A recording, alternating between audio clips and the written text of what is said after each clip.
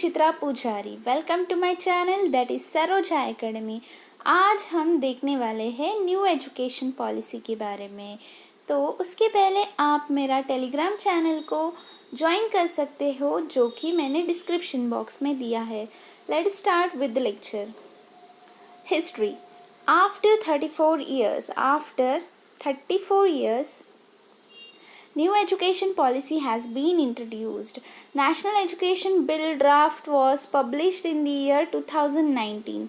So ये जो bill था उसे 2019 में ही पब्लिश किया गया था। बिफोर दिस ये जो पॉलिसी है 2020 वाला, उसके पहले किसने इंट्रोड्यूस किया था नेशनल एजुकेशन पॉलिसी को? इंदिरा गांधी जी ने in 1968. After that, Rajiv Gandhi has introduced policy in 1986. तो पहले 1968 में इंदिरा गांधी जी ने इंट्रोड्यूस किया था, उसके बाद इसी को उल्टा किया 1986, तब किसने इंट्रोड्यूस किया था?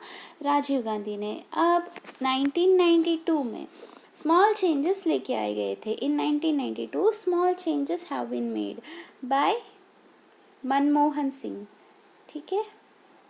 लेकिन ये बहुत छोटे छोटे चेंजेस थे, इसलिए इतना उसको किसी ने ये नहीं किया।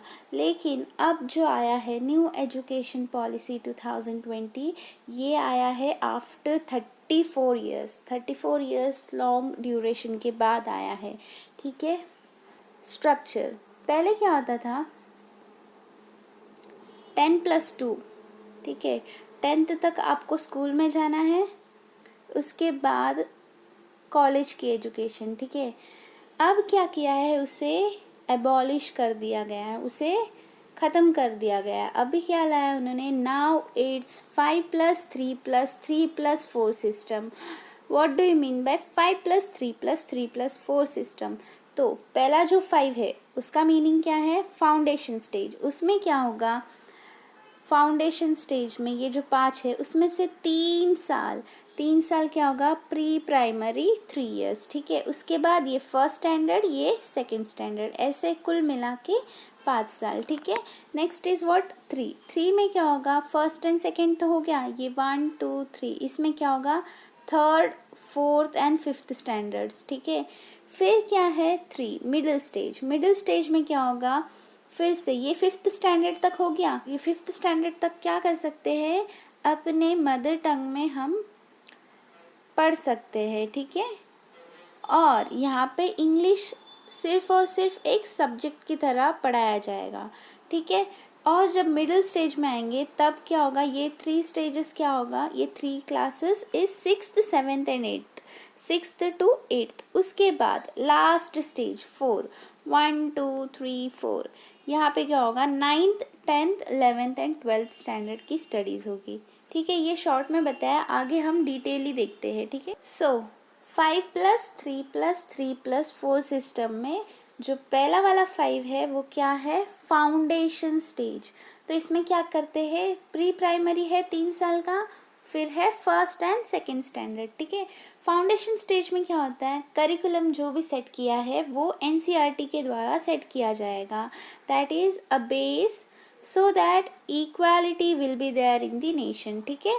Next is what? Study with games. यहाँ पे फोकस करेंगे कि गेम्स के साथ खेलते खेलते, खेल कूद करते हुए स्टडीज़ को किया जाएगा। लेस बर्डन ऑफ बुक्स कम लेंगे, ठीक है।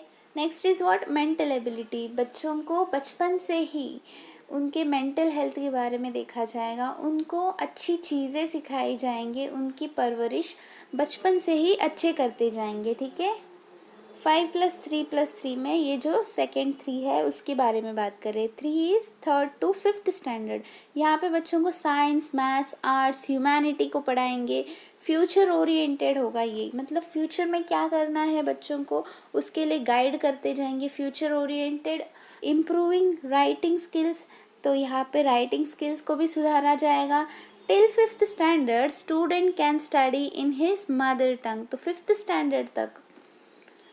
स्टैंडर्ड तक बच्चा अपने मदर टंग में पढ़ सकता है। English will be treated as merely as a subject, ठीक है। English will be treated merely as a subject. Next जो 3 है, ये है मिडिल स्टेज। इसमें क्या होगा, 6th to 8th स्टैंडर्ड के बच्चे आएंगे। मिडिल स्टेज में क्या होगा, एरिया ऑफ इंटरेस्ट देखा जाएगा, बच्चों का एरिया ऑफ इंटरेस्ट क्या है, किस में बच्चों को इंटरेस्ट है, उनको उसके रिगार्डिंग वोकेशनल कोर्सेज देंगे या फिर इंटर्नशिप करने की आज़ादी दी जाएगी।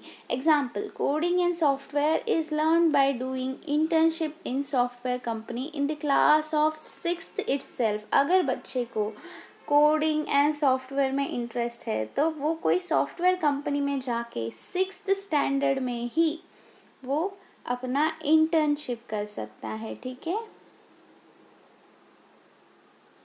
अपना इंटर्नशिप कर सकता है। ये था मिडिल स्टेज।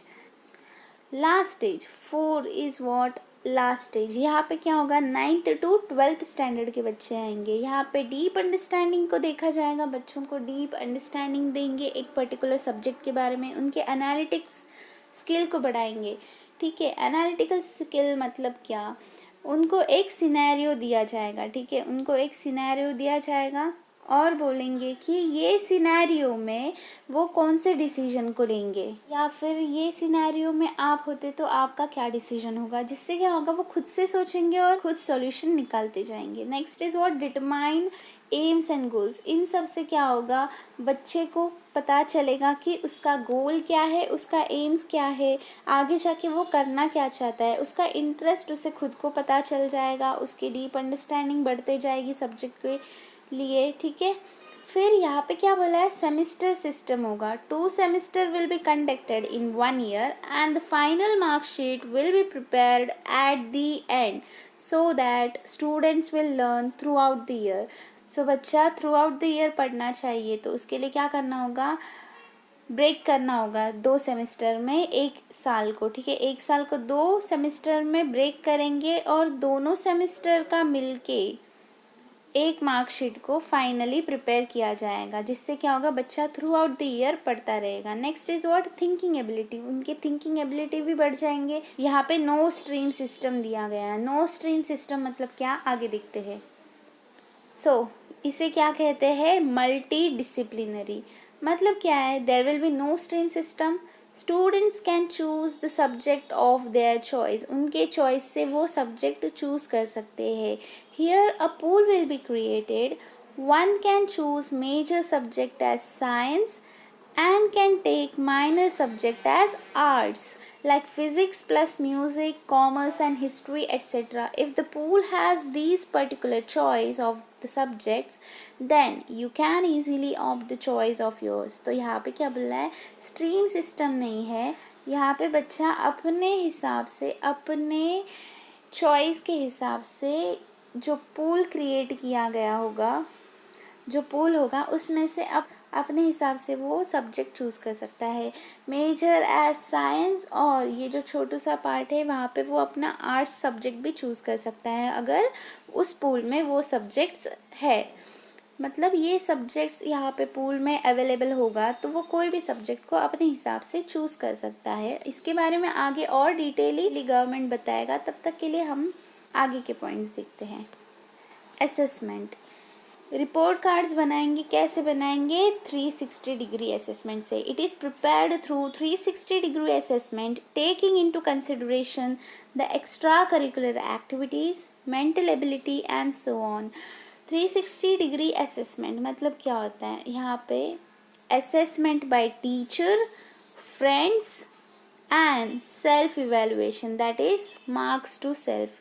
तो 360 डिग्री असेसमेंट मीन्स क्या, ये जो 360 है चारों तरफ से उसका असेसमेंट होगा, खुद से भी वो करेगा, टीचर भी करेगा और उसके फ्रेंड्स भी उसको इवेलुएट करेंगे। और ये सब कैसे होगा, एक्स्ट्रा करिकुलर एक्टिविटीज़ को भी कंसिडरेशन में लेंगे, मेंटल एबिलिटी को भी कंसिडरेशन में लेंगे और बनाएंगे रिपोर्ट कार्ड, ठीक है। Rote learning won't be encourage, rote learning है उससे डिस्करेज करेंगे। In board exams we can write answers in either Hindi और इंग्लिश लैंग्वेज। तो हमारी चॉइस होगी, इंग्लिश में लिखना है तो इंग्लिश में भी लिख सकते हैं, हिंदी में लिखना है तो हिंदी में भी हम बोर्ड एग्ज़ाम्स को लिख सकते हैं। आपसे कॉलेज स्टूडेंट के लिए कुछ एक बताया गया है। Common aptitude test, if you haven't scored well in school exam, the cut off is high and you are not able to take admission in college, then you can write common aptitude test. The marks obtained in this exam will be added to the board marks so that you can take admission in college. तो simplify किया गया है। क्या होता था, बच्चों को exam में, स्कूल एग्ज़ाम में मार्क्स बहुत कम आए, जिसके उनको कट ऑफ मार्क्स नहीं मिलते थे। कट ऑफ के जो मार्क्स है वहाँ तक वो नहीं पहुँचते थे, कट ऑफ बहुत हाई होता था। तो क्या कर रहा है अभी गवर्नमेंट, कॉमन एप्टीट्यूड टेस्ट ला रहा है, जिससे क्या होगा, कॉमन एप्टीट्यूड टेस्ट अगर दिया बच्चों ने तो उसमें जो मार्क्स आएंगे उसे ऐड किया जाएगा। ठीक है, उसे ऐड किया जाएगा बोर्ड एग्ज़ाम्स के मार्क्स के साथ।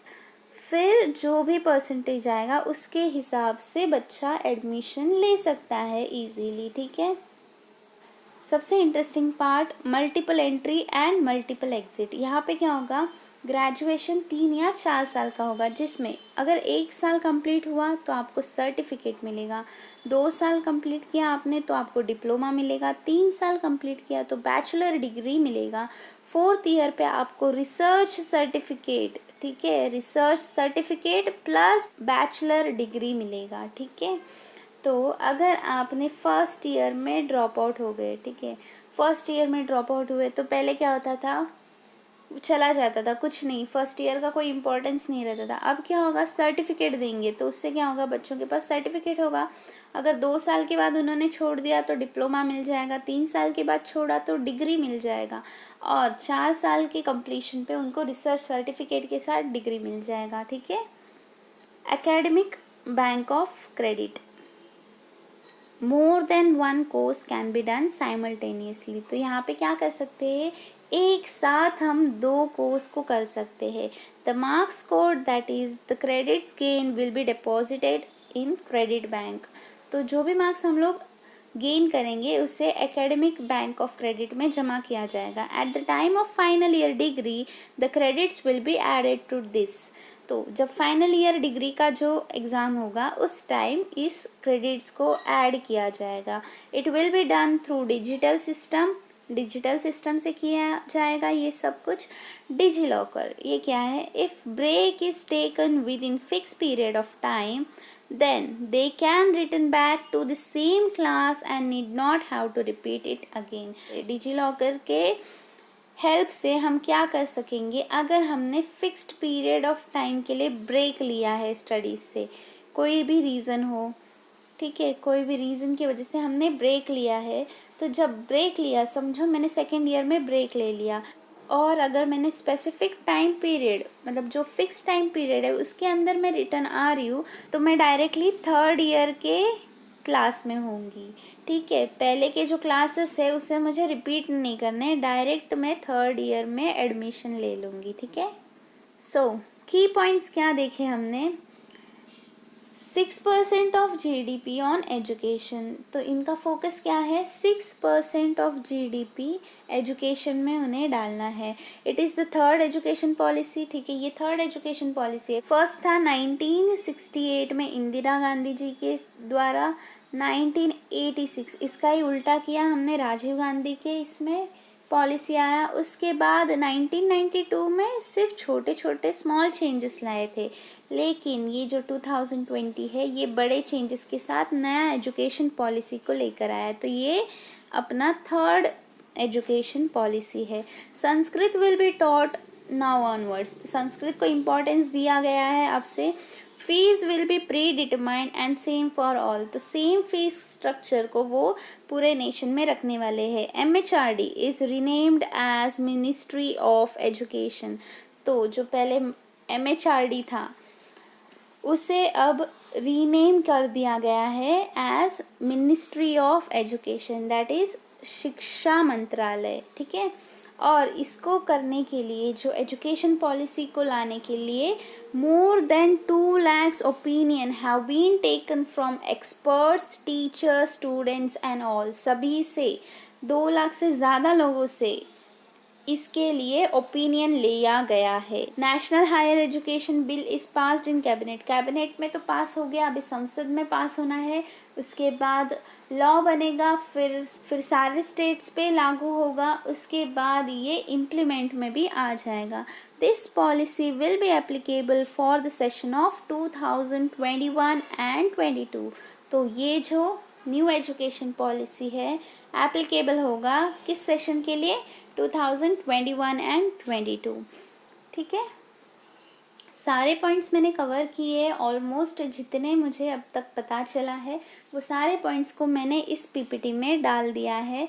ये जो वीडियो है ये सारे मम्मीज़ को, सारे फैमिलीज़ को, सारे बच्चों को और जो भी आगे का जनरेशन है सभी के लिए इम्पॉर्टेंट है। ये एजुकेशन पॉलिसी पूरे नेशन के लिए इम्पॉर्टेंट है, क्योंकि नेशन के ही बच्चे आगे जाके अपने नेशन को ग्रो करने में हेल्प करते हैं। ठीक है, होप सो आपको न्यू एजुकेशन पॉलिसी का आइडिया मिला होगा इस वीडियो के द्वारा। Thank you, keep learning, explore more, stay curious. अगर कोई भी डाउट हो तो कमेंट सेक्शन में पूछ लेना, और इस वीडियो की पीडीएफ को मैं टेलीग्राम चैनल में दे दूँगी, तो आप टेलीग्राम चैनल को ज्वाइन कर लीजिएगा। ठीक है, मिलते हैं नेक्स्ट लेक्चर में, तब तक के लिए बाय।